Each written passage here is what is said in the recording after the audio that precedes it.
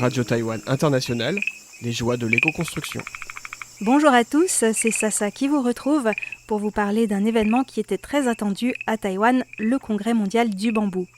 Réunissant environ 400 personnes de près d'une quarantaine de pays, il s'est déroulé du 18 au 22 avril dernier à l'université Yangming Jiaotong à Hsinchu et au centre d'artisanat de Caotuan à Nantou.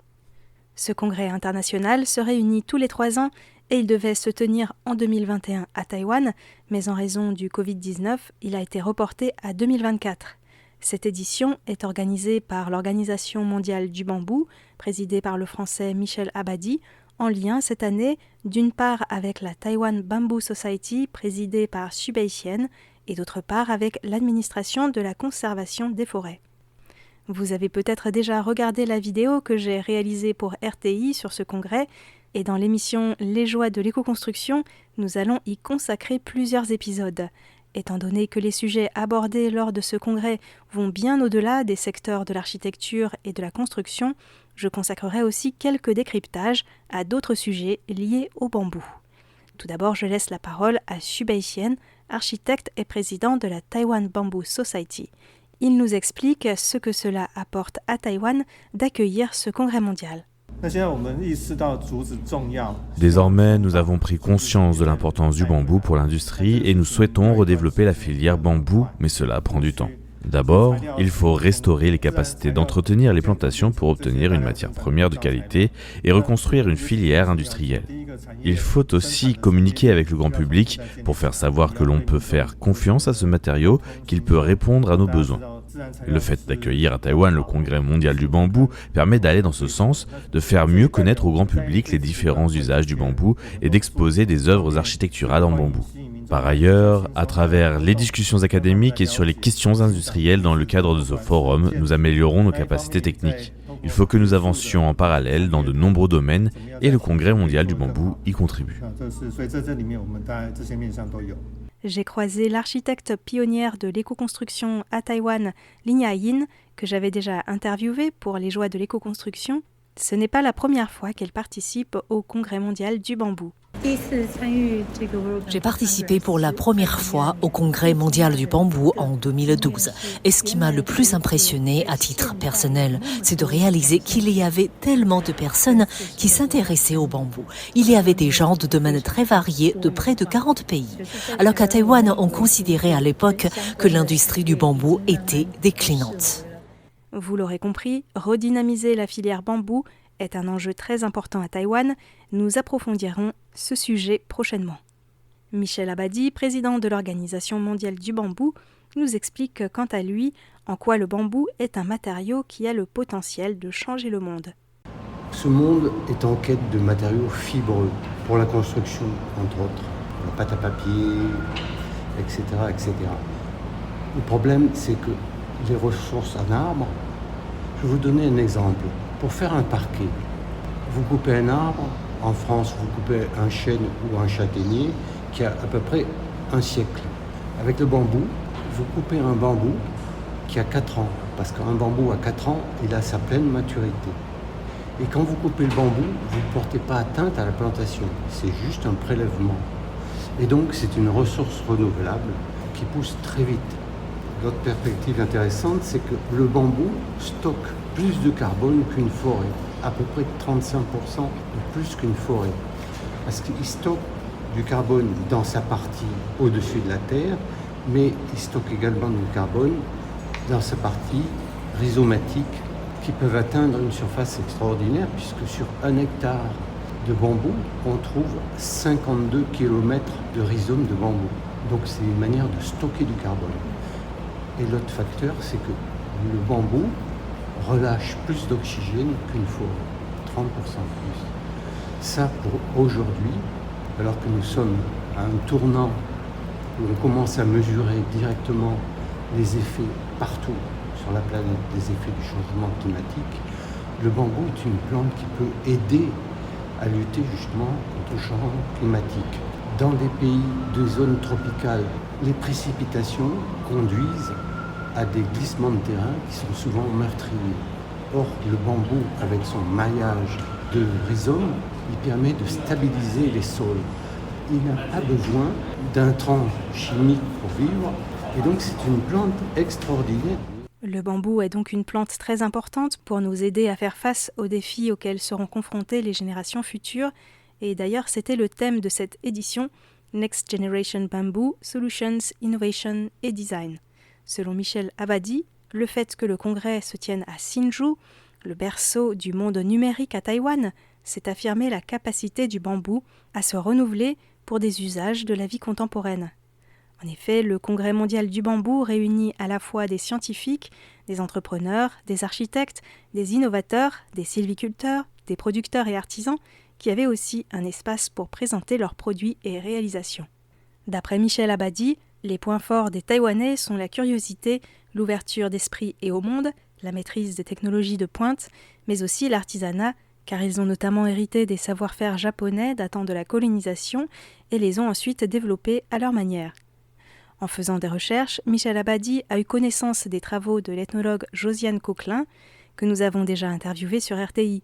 Elle a consacré ses recherches aux Puyuma à Taidong, qui ont un savoir-faire impressionnant dans la construction en bambou. Vous vous souvenez peut-être des émissions sur les Takuban, ces maisons des adolescents sur de hauts pilotis. Selon leur mythe, les Puyuma sont nés du bambou. Autrefois, chez les Puyuma, il y avait parmi les hommes des bamboumanciens qui dialoguaient avec les bambous. Michel Abadi a trouvé cela très intéressant, tout en précisant que le dialogue avec le bambou concerne aussi les femmes actuellement, qui sont d'ailleurs très nombreuses au sein de l'Organisation mondiale du bambou. À Taïwan, il y a bien sûr Tang Lifang, ambassadrice du bambou et fondatrice de la Taiwan Bamboo Society, à qui je consacrerai bientôt un épisode.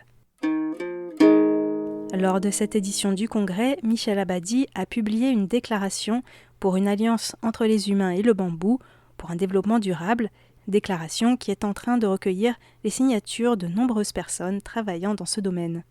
Cette déclaration, inspirée de l'état d'esprit du sociologue Bruno Latour et de l'ethnologue Philippe Descola, met l'accent sur l'importance d'avancer en parallèle sur les sujets environnementaux, économiques et sociaux et sur l'importance de l'accès aux connaissances sur le bambou.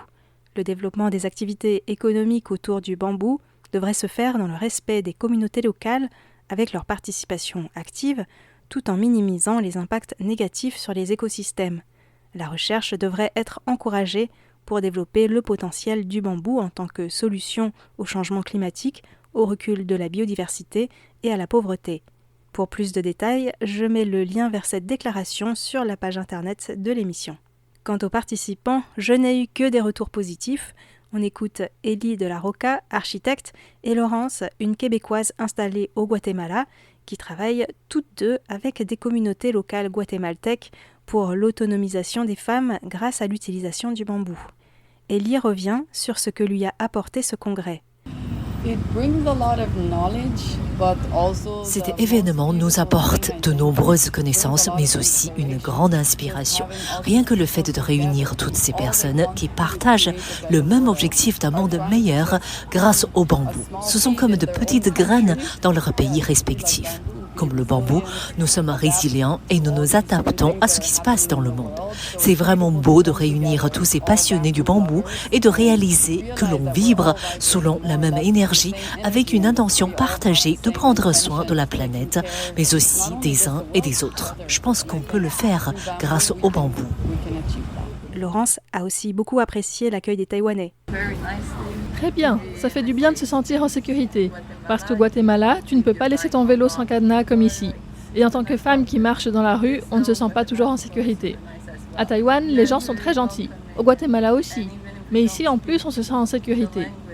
Elie a oublié son téléphone sur un stand dans un marché et une demi-heure après, il était toujours là. C'est incroyable. On se sent bien accueillis, même si on ne parle pas la langue locale. Les gens nous aident à comprendre les menus, par exemple. Avant le congrès, nous sommes allés visiter la côte Est. La nature est magnifique. Et même en ville, la nature n'est jamais loin.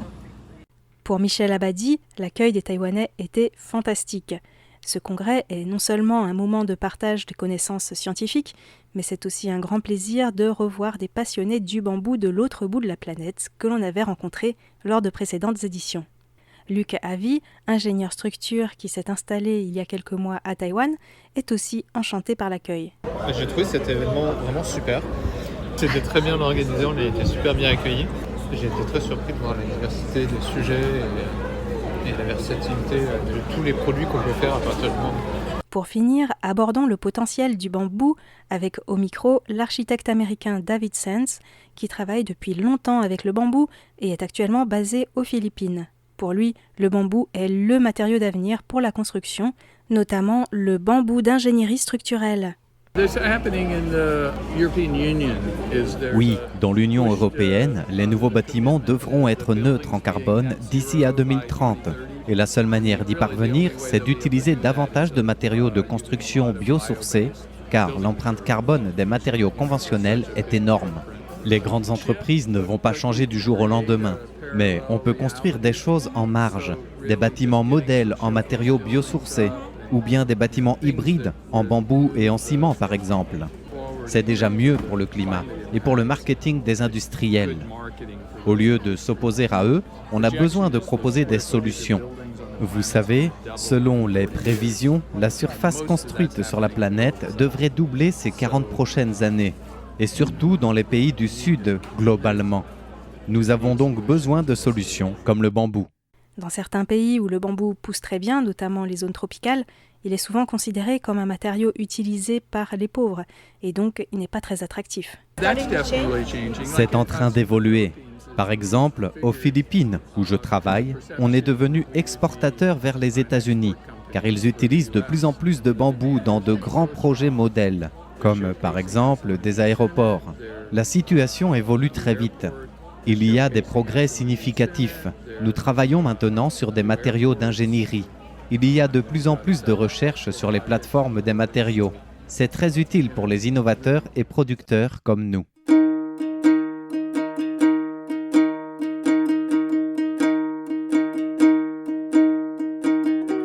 J'espère que ce premier épisode vous aura donné envie de continuer à creuser le sujet. C'est ce que nous allons faire prochainement dans les joies de l'éco-construction. À mercredi prochain!